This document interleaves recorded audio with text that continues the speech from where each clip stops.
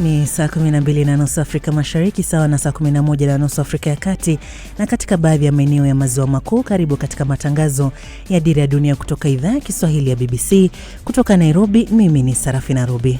Hujambo na karibu. Mimi ni Martha Saranga nikiwa Dar es Salaam. Tulionayo katika Dira ya Dunia: mkataba kati ya Marekani na Iran wa kusitisha vita katika Ghuba unaweza kutiwa saini siku ya Jumapili. Wahamiaji wa Kiafrika waliopo Belfast wanasema wanahofia usalama wao kufuatia usiku wa maandamano ya kupinga uhamiaji yaliyosababishwa na shambulio mapema wiki hii. Maandamano kama kubwa, kuvunja, choma, kutafuta nyumba za wageni, kuingilia, kutia moto, na athari iliyotokea kubwa sana, imeharibu sana uchumi wa nchi hii. Maelfu ya wanaume ambao wanaugua saratani ya korodani wanatarajiwa kupata matibabu yanayotumia teknolojia ya kisasa ya tiba redio nchini England. Na kwenye mjadala wiki hii tunaangazia michuano ya Kombe la Dunia. Michuano ya Kombe la Dunia ni michuano ambayo inawaunganisha watu duniani, lakini michuano ya safari hii ni kama vile imekuja kuvuruga kwa ujumla, kwa sababu ukitazama baadhi ya mashabiki kutoruhusiwa, muamuzi kuzuiwa. Viwanjani, Canada kukipiga dhidi ya Bosnia Kombe la Dunia. Sikiliza makala ya spoti hapo baadaye. Jina langu ni Ive Buchana.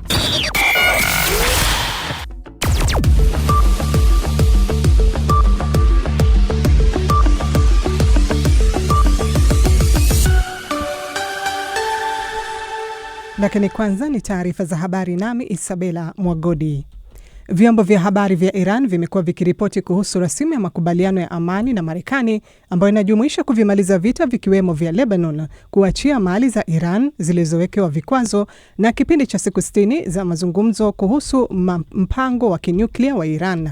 Awali msemaji wa Wizara ya Mambo ya Kigeni wa Iran, Ismail Baghei, alisema tatizo ni kuwa Wamarekani wanazungumzia diplomasia, lakini wakati huo huo wanajihusisha na vitendo alivyovitaja kuwa vya kihalifu.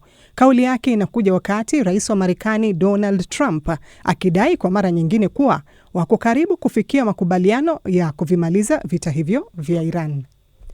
Mkurugenzi mkuu wa shirika la Umoja wa Mataifa la kupambana dhidi ya ukimwi UNAIDS, Winnie Byanyima, amesema kupunguzwa kwa kiasi kikubwa cha misaada ya kimataifa kumehujumu sana juhudi za kupambana na ugonjwa huo. Mwaka jana 40% ya watu waliohitaji dawa za kuzuia maambukizi ya HIV julikanayo PrEP walikosa huduma hiyo ikilinganishwa na mwaka 2024. Hiyo ikiwa ni zaidi ya kupungua kwa watu milioni 1 kwa nchi kama Nigeria na Uganda. Ufadhili wa upatikanaji wa kondomu pia ulishuka kwa zaidi ya 90% katika mataifa kadhaa. Rais wa Nigeria Bola Ahmed Tinubu amehutubia taifa kupitia televisheni akiwataka wanamgambo wanaoendesha mashambulizi kaskazini mwa nchi hiyo kujisalimisha au wakabiliane na nguvu kamili kutoka kwa serikali. Akizungumza katika hotuba ya kuadhimisha siku ya demokrasia, Tinubu amesema kwamba matokeo hivi karibuni ya kutekwa nyara kwa wanafunzi katika baadhi ya maeneo ya nchi yameweka doa kwenye maadhimisho hayo, lakini akasisitiza kuwa usalama unasalia kuwa nguzo muhimu ya demokrasia. Yusuf Mazimu na maelezo zaidi. Huo ulikuwa ujumbe mkali kwa watekaji nyara, majambazi wenye silaha na wafadhili wa ugaidi, huku Nigeria ikiendelea kukabiliwa na ukosefu mkubwa wa usalama pamoja na kupanda kwa gharama za maisha. Tinubu amesema kwamba watu 13,000 walioitwa kwamba ni magaidi wameuawa katika kipindi cha mwaka mmoja uliopita na vikosi vya usalama wa Nigeria pamoja na washirika wao. Aidha, alisema kwamba idadi ya vifo vya raia vinavyosababishwa na waasi imepungua kwa asilimia takriban 80 tangu mwaka 2015. Hata hivyo, hakutoa maelezo zaidi kuhusu vyanzo vya takwimu hizo, madai ambayo pia yanaonekana kutofautiana na takwimu ambazo ziko huru zikionyesha kwamba kuna ongezeko kwa mauaji yanayohusiana na migogoro na mapigano nchini humo. Unaendelea kusikiliza taarifa ya habari kutoka idhaa ya Kiswahili ya BBC. Mamia wa waombolezaji wamekusanyika Gilgil katikati mwa Kenya kwa ibada ya kuwakumbuka wasichana 16 wa shule waliofariki katika tukio la kuchomwa kwa bweni lao mwezi uliopita. Wanafunzi 9 walikamatwa kuhusiana na moto huo, bado wanazuiliwa rumande. Moto katika shule ni tatizo linalojirudia nchini Kenya, mara nyingi kuhusishwa na vitendo vya uchomaji moto wa makusudi au maandamano ya wanafunzi dhidi ya hatua kali za kinidhamu. Siku moja baada ya waziri wake wa ulinzi kujiuzulu, waziri mkuu wa Uingereza anayeongozwa na shinikizo la kujiuzulu Keir Starmer amesisitiza kuwa atapambana kusalia madarakani. Ameiambia BBC kuwa ni wajibu wake kufanya hivyo, kwani hataki kulitumbukiza taifa lake kwenye mgogoro wa uongozi.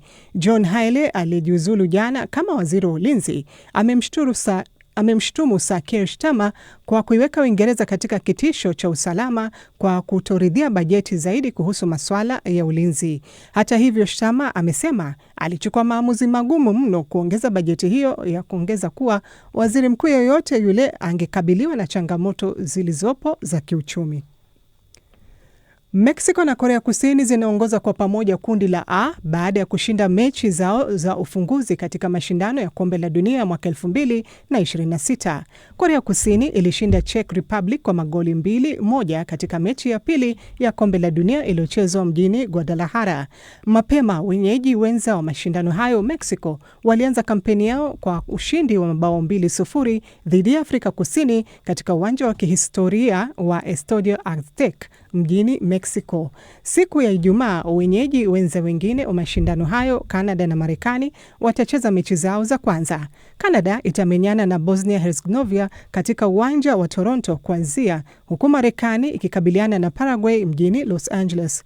Kocha wa timu ya taifa ya wanaume wa Marekani, Mauricio Pochettino, amesema muda wa kutoa hotuba za kuhamasisha wachezaji kwa hisia kali umepita na kwamba kikosi chake kiko tayari kwa mechi ya ufunguzi. Wanapaswa kufikiri na kucheza kama watoto, bila shinikizo lolote wala majukumu ya kuwabebesha mzigo. Lengo ni kucheza tu, wakifanya yale wanayopaswa kufanya na yale wanayojua kufanya. Na Elon Musk anaweza kuwa mtu wa kwanza duniani kumiliki utajiri wa zaidi ya dola trilioni 1 leo pale wawekezaji watakapopata fursa yao ya kwanza kununua hisa za kampuni yake SpaceX mara tu soko la hisa litakapofunguliwa.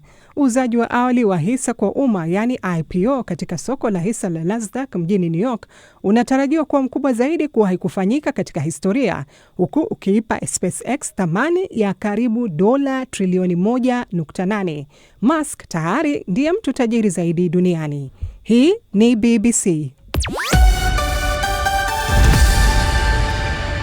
Taarifa ya habari za ulimwengu imesomwa kwako na Isabela Mwagodi. Haya ni matangazo ya Dira ya Dunia kutoka idhaa ya Kiswahili ya BBC, tukikutangazia kwenye FM na redio wa shirika mbalimbali. Ukiwa nchini Kenya, unaweza kutusikiza kupitia County FM, Nyota FM, Pamoja FM, Gaf FM, Must FM na Mwenedu FM. Uganda ni Radio Paidha, Radio Lira, Radio Kitara, Voice of Karamoja, Voice of Muhabura, Voice of Busoga. Nchini Tanzania unaweza kutusikiliza kupitia Budi FM, CGFM, Classic FM, Radio Kwizera, Radio 1, Radio Free Africa, Loliondo FM na Zenje FM visiwani Zanzibar. Jamhuri ya Demokrasia ya Kongo ni Radio Muungano wilayani Beni na Lizadel Radio.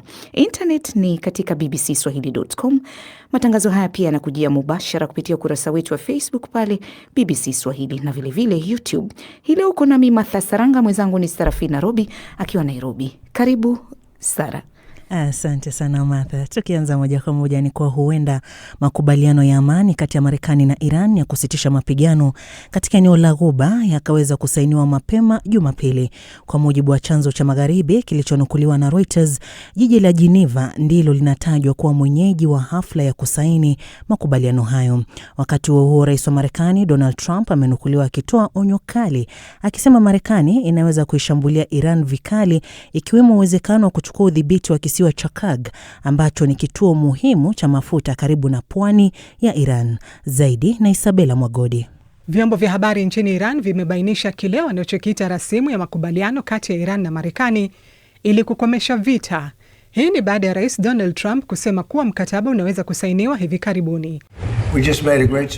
Tumefanya mapatano makubwa ya kusitisha vita na Iran na tunasubiri kukamilisha makubaliano hayo, jambo ambalo linapaswa kukamilika katika siku chache tu zijazo. Huenda tutatia saini makubaliano hayo pengine barani Ulaya, na hilo ni jambo zuri sana. Makubaliano haya yanatajwa kuhusisha kusitishwa kwa mapigano katika pande zote, ikiwemo Lebanon, kuachiliwa kwa mali za Iran zilizozuiwa na kipindi cha siku 60 cha mazungumzo kuhusu mpango wa nyuklia wa Iran. Hata hivyo, haijawekwa wazi ni makubaliano gani Tehran inaweza kufanya. Mapema leo maafisa wa Iran walipuuza madai ya matumaini ya Rais Trump, madai yaliyokuwa yamesababisha bei ya mafuta kushuka kidogo. Wakati huo huo, ripoti kutoka Marekani zinasema waziri mkuu wa Israel Benjamin Netanyahu hakuhusishwa katika mazungumzo ya karibuni, ingawa Ijumaa hii alisisitiza kuwa yeye na Rais Trump wamekubaliana kikamilifu kwamba Iran haipaswi kumiliki silaha za nyuklia. Katika hali nyingine, nchini Iran, kiongozi mkuu wa dini nchini humo, Ahmad Khatami, amewaambia waumini wakati wa sala za Ijumaa kwamba Marekani na Israel hazielewi lugha ya maelewano. Tunawaambia Trump na Netanyahu, kwa kosa dogo tu mtapata kofi zito. Adui huyu haelewi lugha ya mazungumzo, haelewi lugha ya kusitisha mapigano, anaelewa lugha ya nguvu. Namshukuru Mungu, jeshi letu linaonyesha lugha hiyo ya nguvu na litaendelea kufanya hivyo. Wakati huo huo, vyanzo vimeambia shirika la habari la Reuters Ijumaa kuwa mkataba wa kusitisha vita katika Ghuba huenda ukasainiwa mapema Jumapili tarehe 14 mwezi huu wa Juni, huku Geneva ikitajwa kama eneo linaloweza kufanyika mkutano huo. Nayo serikali ya New Delhi imemwita naibu mkuu wa ujumbe wa Marekani mjini humo, Jackson Mix, Ijumaa hii kupinga mashambulizi ya kijeshi ya Marekani dhidi ya meli za kibiashara karibu na pwani ya Oman. Hii ni mara ya pili katika siku tatu kwa India kuonyesha kutoridhishwa kwake kufuatia shambulio la wanamaji wa Marekani lililosababisha vifo vya mabaharia watatu wa India kwenye meli ya mafuta iliyokuwa na bendera ya Palau. Na huku kukiwepo matumaini ya amani kwa mazungumzo hayo kati ya Iran na Marekani, wakazi kaskazini mwa Israel wanasema wanaendelea kuishi kwa wasiwasi. So we feel the same. Tunahisi hali ile ile. Vita havijaisha kwetu. Hatujihisi salama. Hatuhisi kwamba tunaweza kuwatuma watoto wetu popote bila kuwafuatilia na kujaribu kujua wapi wanaenda. Tunahitaji kuwa karibu na eneo la kujikinga dhidi ya mabomu. Kwa hivyo huu si usitishaji wa mapigano. So it's no ceasefire. Siku ya Ijumaa, milio ya mizinga ilisikika huku ndege zikipita juu angani katika mapigano na kundi la Hezbollah. Hezbollah, kundi lililoanzishwa na walinzi wa mapinduzi wa Iran mwaka 1982, lina imani kuwa Iran itasisitiza kuwa Lebanon ijumuishwe katika mkataba na Marekani. Huku vikosi vya Israel vikiendelea kukalia maeneo ya kusini mwa Lebanon, mashambulizi ya anga yameripotiwa katika miji na vijijini. Isabella Mwagodi, Dira ya Dunia, BBC. Shukrani Isabella Magodi. Wahamiaji kutoka Afrika wameripoti kuishi kwa hofu kubwa ya usalama wao baada ya siku kadhaa za maandamano huko Belfast. Maandamano haya yamechochewa na tukio la shambulio la kisu lililotokea mapema wiki hii, hali iliyoongeza mvutano katika jamii. Baadhi ya wahamiaji wanasema wamejificha kutokana na hofu ya kushambuliwa. Hali hiyo imezua wasiwasi kuhusu usalama wa wahamiaji na kuongezeka kwa chuki na hotuba za kibaguzi. Mudathir Juma ni Mtanzania anayeishi Belfast kwa zaidi ya miaka 10 sasa. Amenieleza hali ilivyo na hatua zilizokwisha chukuliwa hadi kufikia sasa. Siku ya Jumanne taharuki ilipoanza, lakini usiku ule ule watu wengi tukapata ripoti kama kesho mpaka saa 10 jioni maduka, ofisi, huduma zote ziwe zishakuwa off, zishafungwa, kwa maana ni kama ni curfew. Kutakuwa kuna maandamano kwa kupinga ili swala lilitokea au kukuresha kisasi ama vipi, lakini watu wataandamana. Basi siku ya Jumanne ile ndio ikaanza taharuki hiyo. Maandamano kama kubwa, vunja, choma, kutafuta nyumba za wageni, kuingilia, tia moto. Na athari iliyotokea kubwa sana, imeharibu sana uchumi wa nchi hii na kupoteza sura ile ambayo halisi ya nchi hii, kwa sababu nchi hii Northern Ireland, nikizungumzia Ulaya nzima, basi nchi hii haina ubaguzi kama watu wanapofikiria. Ni jambo ambalo jamii ama wananchi wa huko wamelichukuliaje, na hoja za maandamano hayo hasa zimetazamwa vipi huko? Huko kuna makundi mawili. Jamii ya nchi hii Northern Ireland, wengine hawakupenda, wengine ambao walopenda ndio wameamua kushawishiana kuingia mitaani kufanya hujuma hizi ambazo sio stahiki. Na hawa ni watu always wako standby, kila siku daima wako standby kutafuta sababu tu. Wamekosa kazi, watalaumu wageni. Kumetokea jambo moja mbili, watalaumu wageni. Kwa hiyo wao ni wako katika kitu ambacho tuko tayari, kitokea lolote tunachukua kigezo cha kwenda mtaani kufanya uharibifu na kupinga kama wageni ndio wanaathiri kitu hicho. Ni jambo ambalo limekuwa likitokota katika siku za hivi karibuni na hamkutarajia, limekuja ghafla. Wewe mwenyewe unajihisi uko salama kiasi gani? Unachukua hatua zipi kuwa salama? Mimi hatua ninazochukua najisikia niko salama, naweza nikasema, kwa sababu nitakwambia, kwa sababu mimi niko miaka mingi hapa toka 2007 na miaka nyuma kulikuwa kuna matukio ya hatari zaidi ya haya. Toka nilikuwa nikiona mageni mpaka sasa ni ya kuzoea. Matukio kwa mfano kama Southampton kumetegwa bomu usende huko, haya siende na geuza gari. Kuna bomu explosive limetegwa sehemu mspite huko, basi sasa hivi si ni cha kawaida. Lakini kwa ambao walikuwa hawajazoea na hili tikisiko kubwa lilokuja, kwa kweli limewashtua watu wengi sana, kwa sababu haijawahi kutokea hatua kama hii, kuvunja nyumba, kutia petrol bomu, kupiga wageni. Kuna mpaka wale ambao wanamgambo wengine wajitokeza wamevaa nyuso nyeusi na nguo nyeusi, kabisa wasimamisha kila gari kuangalia nani anaendesha gari. Kwa hiyo mimi kujisalimisha kwangu, nimeamua kujifungia na familia yangu ndani. Tukapewa taarifa kama skuli leo zitafungwa saa 5. Kwa hiyo nilikuwa niko standby, naweza nikasema niko tayari kwa lolote. Mamlaka imechukua hatua gani kurejesha utulivu, na hatua hizo zinaonekana kuzaa matunda? Hatua zilizochukuliwa kuleta utulivu wa hali. PSNI manake ni polisi service Northern Ireland wameshirikiana na extra, yani polisi wa ziada kutoka England kuwaleta hapa kulizima hili jopo iliyoko hapa nchini Northern Ireland, na imezaa matunda. Na siku ya pili wakawambia tena na wakatoa tahadhari kwa familia zote, ikiwa unataka kuandamana njoo andamana, lakini ikiwa unataka kuja mtaani ufanye fujo, na sisi tutafanya fujo. Baadhi ya wale waandamanaji unajiita, wengine wamekamatwa, wamerejeshwa Uingereza kwa sababu hichi ni visiwa vile tofauti, na wengine bado wapo, na watu wametoa mashirikiano kwa watafuta mmoja baada ya wengine. Na moyo ni Mudathir Juma, Mtanzania anaishi Belfast, kama alivyozungumza na mwenzangu Martha Saranga. Tukisonga mbele, ni kwa kituo cha kupambana na kudhibiti magonjwa Africa CDC kimetoa onyo kwa ukosefu wa usalama unatatiza juhudi za kudhibiti mlipuko wa virusi vya Ebola mashariki mwa DRC. Shirika hilo limesema hali hiyo inazuia wahudumu wa afya kufika maeneo yaliyoathirika na kuongeza hatari ya kuenea kwa maambukizi hata zaidi. Shirika la Afya Duniani WHO limeonya kuwa mlipuko wa ugonjwa wa Ebola unaoendelea nchini Jamhuri ya Kidemokrasia ya Kongo, yani DRC, unaendelea kusambaa kwa kasi na kufika katika maeneo mapya, hali inayoongeza hofu ya kuenea zaidi kwa ugonjwa huo hatari. Akizungumza wakati wa mkutano wa kila wiki wa kutoa taarifa kuhusu hali ya afya barani Afrika, kituo cha Afrika cha kudhibiti na kuzuia magonjwa, yani Africa CDC, kimesema kuwa juhudi za kudhibiti ugonjwa huo zimekumbwa na changamoto kubwa za kiusalama.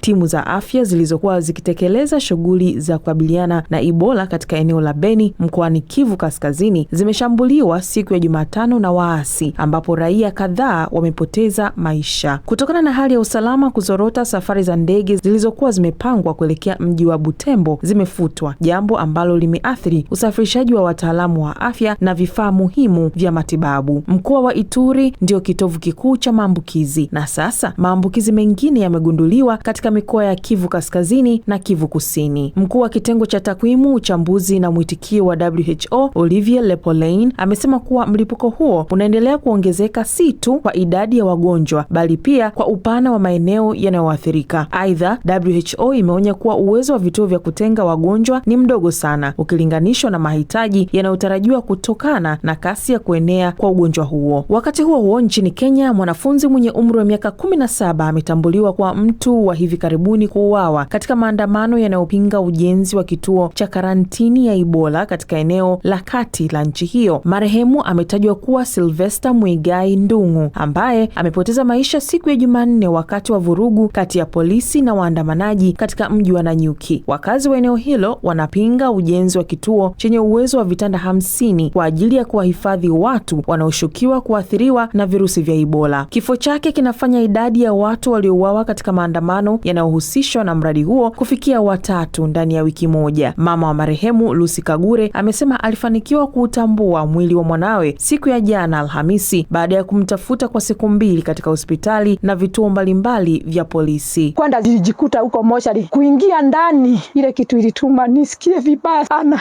Kuingia nikawaambia ni yeye. Na tulikuwa na mama yangu, tukaandikisha, tukaambiwa twende polisi. Wanda polisi naambiwa huyu mtoto na ni wa shule, kwa nini alikuwa maandamano? mtoto. Mimi nikawaambia alikuwa kwa aunti yake kuendea uniform. Hiyo maofisi tumezungushwa na ulizo kwani sijui kulea mtoto. Na kwani hawa askari hawana watoto? Siwezi funga Muigai na kamba. Na hawa askari wanatumia nguvu inapita. Mtoto ya usichana yangu wameua. Na Muigai maneno yake yote inakuanga kanisa. Sijawahi hata tuteteshana na Muigai wangu. Hapana. Mtoto huyo mimi nataka haki. Mimi ni single mother, mimi nalea watoto wangu nikiwa peke yangu.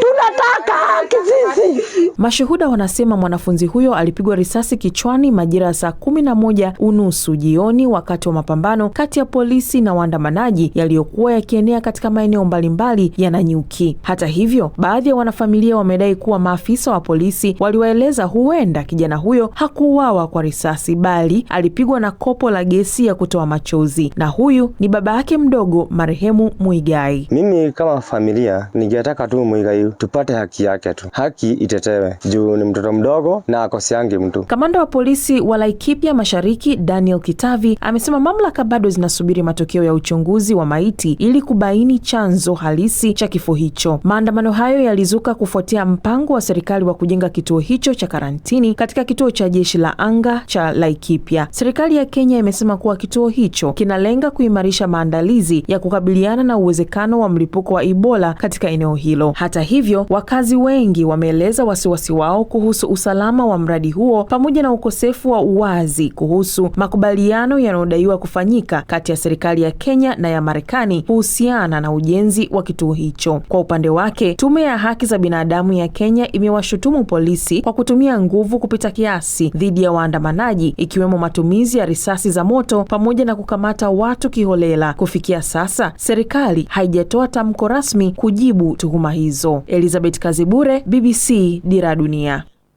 Maelfu ya wanaume ambao wanaugua saratani ya korodani wanatarajiwa kuanza kupokea aina mpya ya matibabu inayotumia teknolojia ya kisasa ya tiba redio kutoka kwa huduma ya kitaifa ya afya nchini England ya NHS. Aina hii mpya ya matibabu inatarajiwa kupunguza idadi ya safari za mgonjwa kufika hospitalini kwa ajili ya kupokea tiba. Vilevile inatarajiwa kupunguza kwa kiwango kikubwa athari inayotokana na matibabu. Mwandishi wetu wa masuala ya afya Dominic Hodges ana maelezo zaidi katika taarifa inayowasilishwa na Yusuf Mazimu. Aina mpya ya matibabu ya kukabiliana na ugonjwa wa saratani ya korodani inayofahamika kama strategic ablative radiotherapy imetajwa kama mojawapo ya tiba ambazo zinatarajiwa kupiga jeki juhudi za kukabiliana na ugonjwa huu katika ubora na umakini wa tiba ya radiotherapy. Kwa mtazamo wangu, aina hii ya matibabu imeshushwa kwetu na Maulana. Nimefurahi sana kwamba hii itatolewa kwa wanaume wengine na kwamba hawatakumbana na athari kubwa ambazo zimeshuhudiwa awali kutokana na tiba kemikali. Athari za matibabu haya yanaweza kustahimilika na kudhibitiwa kwa urahisi. Tiba ya kawaida ya saratani ya korodani hujumuisha dozi 20 za matibabu ya kutumia mionzi, yani radiotherapy, ambazo huchukua muda mwingi na hutatiza mgonjwa na kummaliza nguvu mwilini. Lakini kwa kutumia aina ya tiba hii ya SABR kunamaanisha kwamba matibabu yatatolewa kwa dozi 5 tu pekee kwa muda wa takriban wiki 2 tu. Inadhaniwa kwamba hapo awali takriban wanaume 3,500 ambao walikuwa na uwezekano wa kuugua saratani ya korodani wataamua kupokea aina hii mpya ya matibabu. Watu wanaweza kupata dozi chache za matibabu na kwa hilo athari zitakuwa chache pia. Na kwa baadhi ya watu hii ni mbinu mbadala ya kupata matibabu na hii ni muhimu sana.